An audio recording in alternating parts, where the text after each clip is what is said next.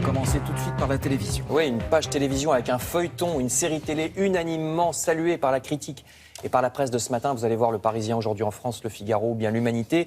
Ce soir débute la 7e saison de la célèbre série Un village français. Ah, me dit-on à droite. Ah, je suis accro. Grande victoire du service public que ce feuilleton qui raconte, comme vous le savez, la vie d'un village pendant la Deuxième Guerre mondiale. Au début, c'était l'arrivée des Allemands, puis l'occupation, puis la libération. Et cette saison, c'est le temps des règlements de compte. Un village français sort de la guerre, titre Le Figaro. Histoire passionnante, toujours aussi puissante et aussi juste, écrit Le Figaro. Ce sera évidemment la dernière saison, puisque la guerre là est finie. On est en novembre 45, dans les épisodes qui commencent à partir de ce soir. Et ce qui est bien, c'est que ça n'est pas manichéen. Ça montre comment chaque homme ou femme agit face à la grande histoire. Donc là, c'est vraiment l'épuration. Ouais. Un village français a réussi à inventer une nouvelle manière de faire de la télévision, écrit L'Humanité.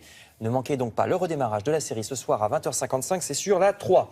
La presse propose aussi ce matin quelques sorties à faire en ces vacances de Toussaint, si vous êtes en vacances. En Alsace, vous pouvez acheter la Croix qui vous conseille Élixir d'amour. Qu'est-ce que c'est l'élixir d'amour? C'est un opéra.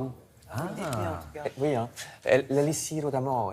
Et oui, et il y a des herbes, et il y a des herbes folles aussi. Et oui, non, c'est ça. Alors c'est un opéra de Donizetti champêtre, avec vous voyez cette pomme géante, les personnages dans les fleurs et le lierre. Ouais. Alors c'est à l'Opéra du Rhin à Strasbourg jusqu'au 7 novembre, puis à Colmar, puis à Mulhouse.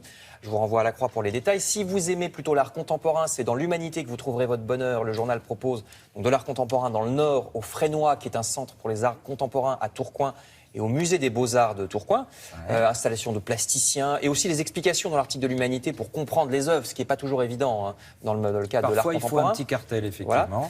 Voilà. Et si vous préférez du classique, vous trouverez également ce qu'il vous faut, mais cette fois dans le Parisien. Le journal nous parle de Marivaux, la célèbre pièce de Marivaux, Le jeu de l'amour et du hasard, est en ce moment au Lucernaire, théâtre que Sarah connaît bien, dans le centre de Paris. Vous savez que Marivaux, c'est un grand auteur du XVIIIe siècle, spécialiste des relations amoureuses, ce que Sarah connaît bien également.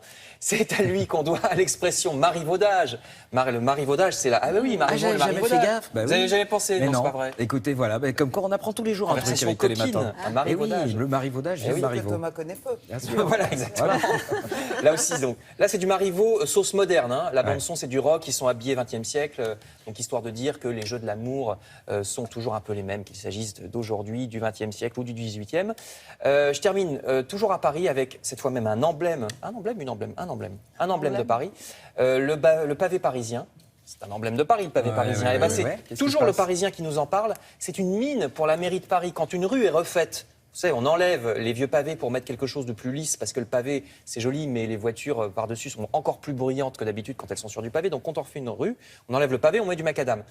Eh bien les pavés, on les vend. 10 000 tonnes de ces petits cubes de 10 cm de côté sont récupérés chaque année. Il reste au moins 3 millions de tonnes d'ailleurs dans les rues parisiennes. Ils sont vendus 40 € la tonne, ce qui est donné hein, pour du graphite breton ou vosgien, c'est le tiers du prix. Et en plus, c'est écolo, ça évite pour les gens qui refont leur jardin ou les villes qui mettent en pavé un secteur piéton, bah oui, ça évite d'aller creuser. J'imagine le cadeau. Tiens, on l'offre pas à l'unité. Ah, mais super. si, bah si, figurez-vous. C'est un vrai pavé parisien, magnifique. On peut l'offrir à l'unité avec un emballage mai 68. Oui, si vous connaissez quelqu'un qui a fait mai 68. Ah oui, puis alors après, c'est la police qui va être contente encore. Mais non, mais 40 € dans le cadeau, quand même, ça fait beaucoup. Ouais, ça fait 4 pavés dans la mare. Merci beaucoup.